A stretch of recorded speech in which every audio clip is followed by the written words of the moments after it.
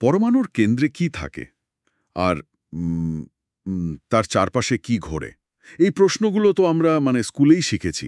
হ্যাঁ, বেশ পরিচিত প্রশ্ন। গোড়ার দিকের বিজ্ঞান বইতেই থাকে।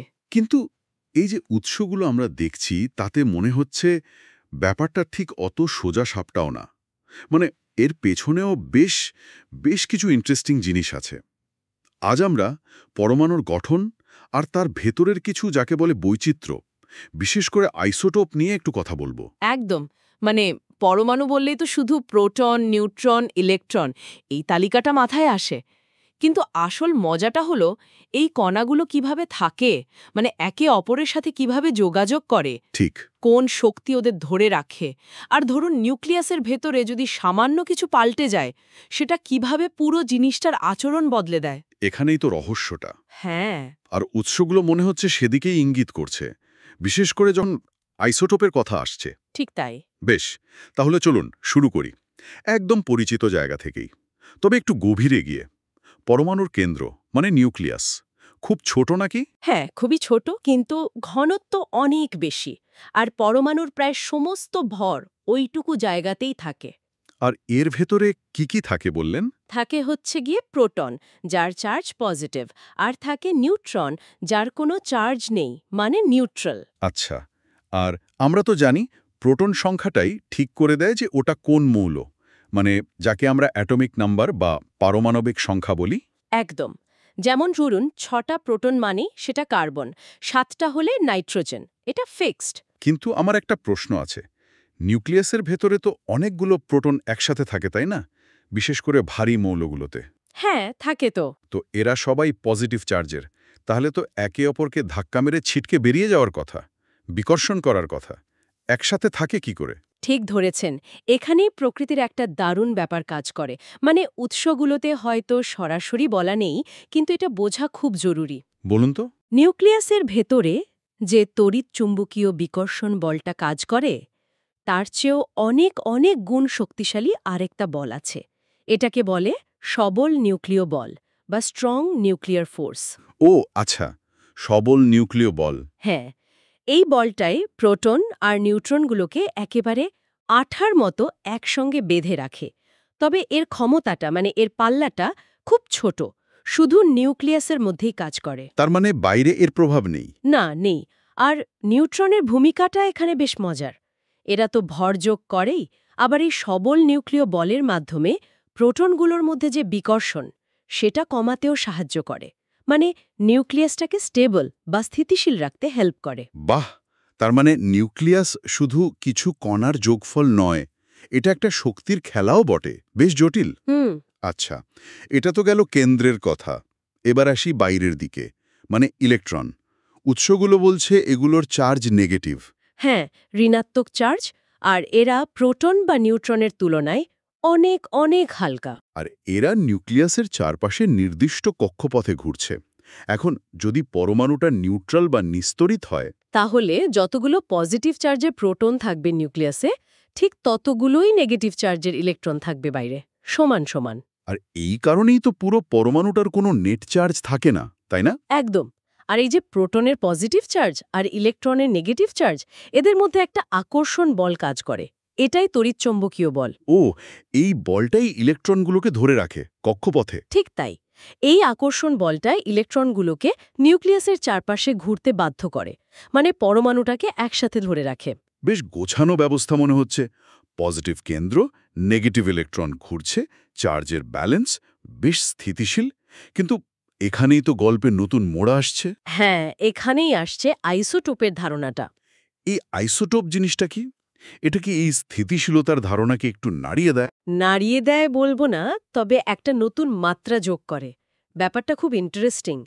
আইসোটোপ আসলে একই মৌলের বিভিন্ন ভার্সন বলতে পারেন। একই মৌলের বিভিন্ন ভার্সন? মানে? মানে হলো, ধরুন কার্বন। আমরা জানি কার্বনের পারমাণবিক সংখ্যা 6। তার মানে সব কার্বন পরমাণুর নিউক্লিয়াসে 6টা প্রোটন থাকবে। এটা তার আইডেন্টিটি, তার পরিচয়। হ্যাঁ, তা তো বটেই। কিন্তু নিউট্রন সংখ্যাটা, সেটা কিন্তু সব কার্বন পরমাণুতে সমান নাও হতে পারে।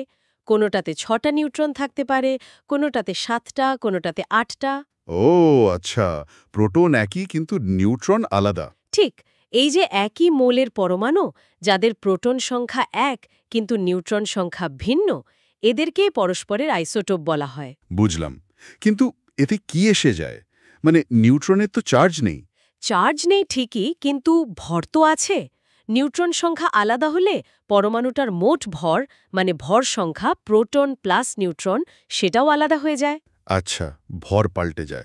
আর কিছু রাসায়নিক ধর্মে কোনো প্রভাব পড়ে? রাসায়নিক ধর্মে তেমন প্রভাব পড়ে না, কারণ কেমিক্যাল রিঅ্যাকশন বা রাসায়নিক বিক্রিয়ায় মূলত বাইরের ইলেকট্রনগুলোই ভাগ নেয়। আর আমরা আগেই বলেছি, নিস্তড়িত পরমাণুতে ইলেকট্রন সংখ্যা প্রোটন সংখ্যার সমান থাকে। যেহেতু আইসোটোপগুলোর প্রোটন সংখ্যা একই, তাই ইলেকট্রন সংখ্যাও একই। সুতরাং রাসায়নিক ধর্ম প্রায় একই রকম থাকে। প্রায় একই রকম, মানে কিছু পার্থক্য হতে পারে। হ্যাঁ, ভরের পার্থক্যের কারণে বিক্রিয়ার গতিতে সামান্য তারতম্য হতে পারে, কিন্তু মূল রাসায়নিক চরিত্রটা একই থাকে। হুম। কিন্তু আসল পার্থক্যটা হয় অন্য জায়গায়। কোথায়? ভরের পার্থক্য ছাড়াও নিউট্রন সংখ্যাটা নিউক্লিয়াসের স্থায়িত্বের ওপর বিরাট প্রভাব ফেলতে পারে। ও, এই জায়গাটা একটু বুঝিয়ে বলুন। যেমন ধরুন, উৎসগুলোতে হাইড্রোজেনের খুব ভালো উদাহরণ দেওয়া হয়েছে। আমরা জানি হাইড্রোজেনের পারমাণবিক সংখ্যা ১, মানে সব হাইড্রোজেন পরমাণুর নিউক্লিয়াসে একটাই প্রোটন। হ্যাঁ। কিন্তু প্রকৃতিতে এর ৩ রকম আইসোটোপ পাওয়া যায় নিউট্রন সংখ্যার ভিত্তিতে। তাই নাকি? কি কি সেগুলো? প্রথমটা হলো প্রোটিয়াম বা হাইড্রোজেন 1। এর নিউক্লিয়াসে শুধু একটা প্রোটন, কোনো নিউট্রন নেই, মানে 1p0n নিউট্রনই নেই। নেই। প্রকৃতিতে যত হাইড্রোজেন পাওয়া যায় তার প্রায় 99.98% এই প্রোটিয়াম। এটাই হলো আমাদের চেনা সাধারণ হাইড্রোজেন, জল H2O এর একটা অংশ। আচ্ছা, বুঝলাম। এটা তো স্বাভাবিক। এরপর? এরপর আছে ডিউটেরিয়াম বা হাইড্রোজেন 2। এর নিউক্লিয়াসে একটা প্রোটন আর একটা নিউট্রন থাকে, মানে 1p1n। একটা অতিরিক্ত নিউট্রন। হ্যাঁ, আর এই কারণে এটা প্রোটিয়ামের চেয়ে প্রায় দ্বিগুণ ভারী। উৎসটিতে বলা হয়েছে না, এটা ভারী জল বা হেভি ওয়াটার D2O তৈরিতে কাজে লাগে। হ্যাঁ, ভারী জলের কথা শুনেছি। নিউক্লিয়ার রিঅ্যাক্টরে ব্যবহার হয় সম্ভবত। একদম ঠিক। পারমাণবিক চুল্লিতে নিউট্রনের গতি কমানোর জন্য মডারেটর হিসেবে কাজে লাগে। এছাড়াও কিছু বৈজ্ঞানিক গবেষণাতেও এর ব্যবহার আছে। এর অস্তিত্বই প্রমাণ করে যে নিউট্রন শুধু ভর যোগ করে না, তার একটা বিশেষ ভূমিকাও আছে। দারুণ তো। তাহলে প্রোটিয়াম, ডিউটেরিয়াম, আর ৩ নম্বরটা? ৩ নম্বরটা হল ট্রিটিয়াম বা হাইড্রোজেন ৩। এর নিউক্লিয়াসে একটা প্রোটন আর দুটি নিউট্রন থাকে, 1p2n। দুটো নিউট্রন? এটা তো আরও ভারী হবে। হ্যাঁ, প্রোটিয়ামের চেয়ে প্রায় ৩ গুণ ভারী। আর এই দুটো অতিরিক্ত নিউট্রন একে বেশ অস্থিরশীল করে তোলে। মানে ট্রিটিয়াম হল তেজস্ক্রিয় বা রেডিও অ্যাক্টিভ। তেজস্ক্রিয়? তার মানে এটা থেকে রশ্মি বেরোয়? হ্যাঁ, এটা নিজে নিজেই ভেঙে গিয়ে অন্য কণাতে রূপান্তরিত হতে থাকে আর শক্তি বিকিরণ করে।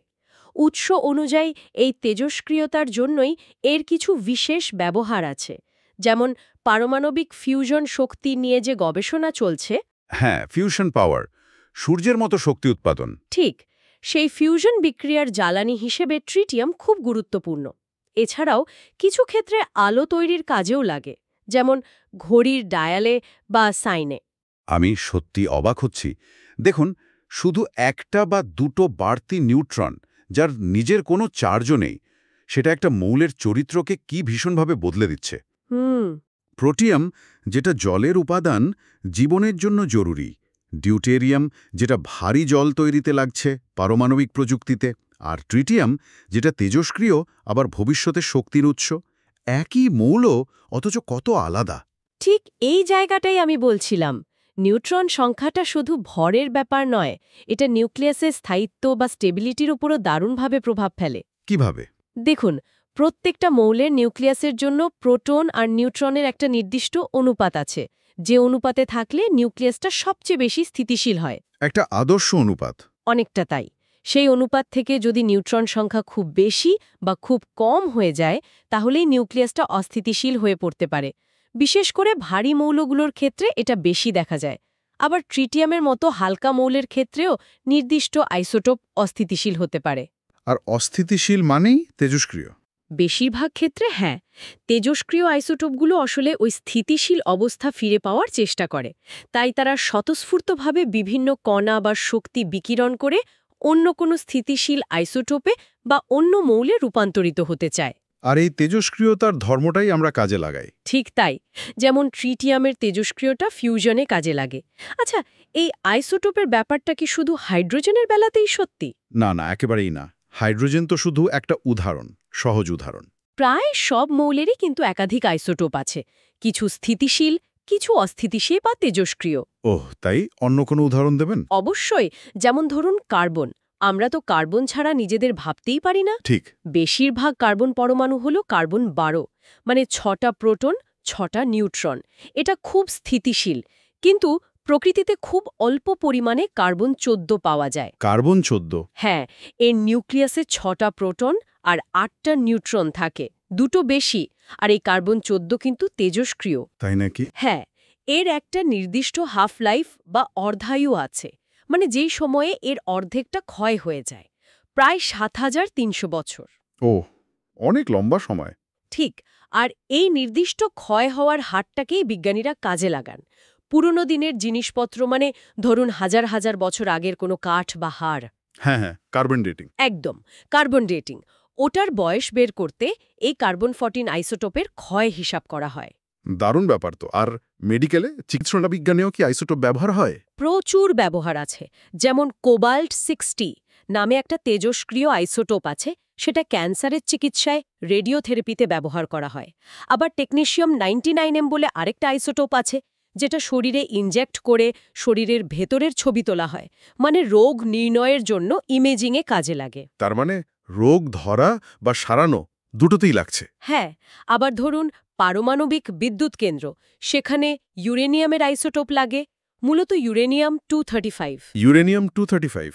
নিউক্লিয়ার ফিশন, আর তার থেকেই বিপুল পরিমাণে শক্তি উৎপন্ন হয়। তার মানে আইসোটোপ বিষয়টা শুধু কেমিস্ট্রি বা ফিজিক্সের বইয়ের পাতায় নেই, আমাদের চারপাশের প্রযুক্তিতে, মেডিকেলে, এমনকি ইতিহাস জানতো এর উন্নত ভূমিকা। ঠিক তাই, পদার্থবিজ্ঞান, রসায়ন, জীববিজ্ঞান, ভূতত্ত্ব, চিকিৎসা বিজ্ঞান, ইঞ্জিনিয়ারিং, বিজ্ঞানের প্রায় সব শাখাতেই আইসোটোপ এবং তাদের আলাদা আলাদা বৈশিষ্ট্য বোঝাটা খুব জরুরি। তাহলে এই পুরো আলোচনা থেকে আমরা কি বুঝলাম? আমরা শুরু করেছিলাম পরমাণুর একটা সরল ছবি দিয়ে। হ্যাঁ, কেন্দ্রে প্রোটন নিউট্রনের নিউক্লিয়াস, আর তাকে ঘিরে ঘুরছে ইলেকট্রন। কিন্তু একটু গভীরে গিয়ে দেখলাম ওই নিউক্লিয়াসের ভেতরে নিউট্রনের সংখ্যাটা যদি পাল্টে যায়, তাহলে তৈরি হয় আইসোটোপ, একই মৌলের বিভিন্ন সংস্করণ, যাদের রাসায়নিক ধর্ম প্রায় একই, কিন্তু ভর আলাদা। আর এই ভরের পার্থক্য বা নিউট্রনের সংখ্যার হেরফের তাদের নিউক্লিয় ধর্ম, যেমন স্থায়িত্ব বা তেজস্ক্রিয়তা, এগুলোকে পাল্টে দিতে পারে। আর হাইড্রোজেনের উদাহরণটা তো ছিল অসাধারণ। প্রোটিয়াম, ডিউটেরিয়াম, ট্রিটিয়াম, সাধারণ জল থেকে ভারী জল, সেখান থেকে ফিউশনের জ্বালানি। হ্যাঁ হ্যাঁ, একই মৌলের কত ভিন্ন রূপ আর ভিন্ন ব্যবহার।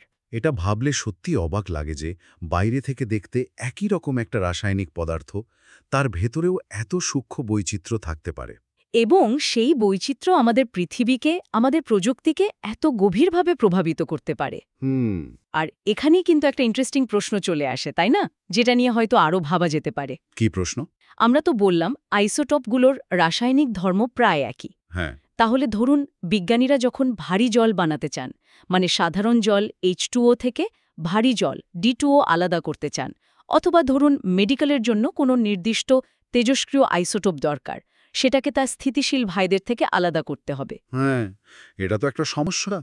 রাসায়নিকভাবে তো এরা প্রায় একই রকম আচরণ করছে। ঠিক, তাহলে এদের আলাদা করা হয় কিভাবে? মানে যাদের রাসায়নিক ধর্ম প্রায় হুবহু এক, তাদের শুধু ভরের সামান্য পার্থক্যের উপর ভিত্তি করে আলাদা করার প্রযুক্তিটা নিশ্চয়ই খুব সহজ নয়। নিশ্চয়ই নয়, খুব সূক্ষ্ম কোনো পদ্ধতি হতে হবে। হ্যাঁ, কিভাবে এই সেপারেশন বা পৃথকীকরণটা করা হয়, সেটা কিন্তু নিজে থেকেই একটা বিরাট গবেষণার বিষয়। উৎসগুলোতে এর উত্তর সরাসরি নেই, কিন্তু এটা আমাদের ভাবনার জন্য একটা ভালো দিক নির্দেশ হতে পারে। সত্যি তাই। মানে পারমাণবিক জগতের গভীরে গেলে যেন প্রশ্নের শেষ নেই। একদম, প্রতিটা স্তরেই নতুন নতুন বিস্ময়।